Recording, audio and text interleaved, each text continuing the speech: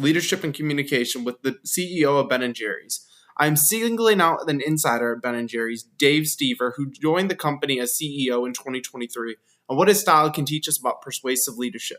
I will then tie it to the current shift of the brand in 2025. First, quick context. Ben & Jerry's has always made an attempt to attach ice cream to ideals, community, justice, and joy.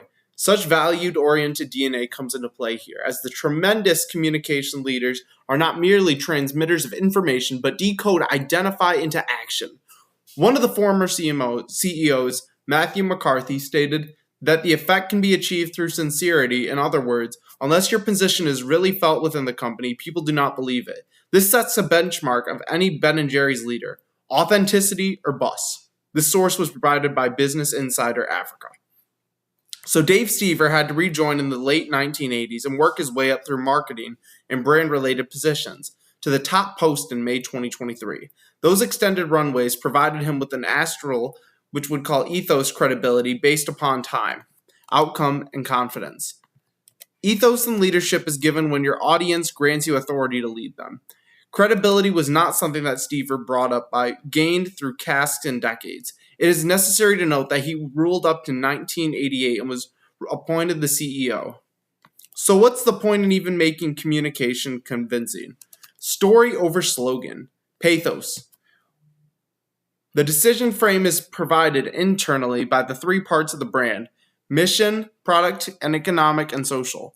Because we cannot clarify how a move works towards better quality, fair economics, and social justice.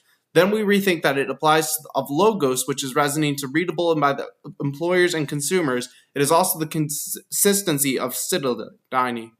Individuals like to make decisions that would be in line with publicly proclaimed promises. I am making use of conventional persuasion theories that you will find on the reading lists of the CEO and OB classes.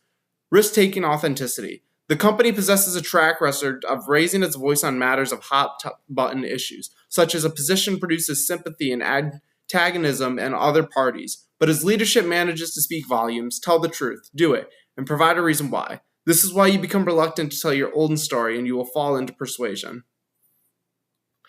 Lesson to us. To have the influence behind the best communicators, leaders of Ben & Jerry's, proving you can do three things.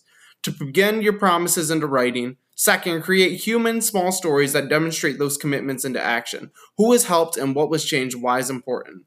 Third is to safeguard the circumstances that will allow you to keep speaking loudly, processes, advisory boards, and your freedom. With no base, even though the beautiful rhetoric is a hollow clamor.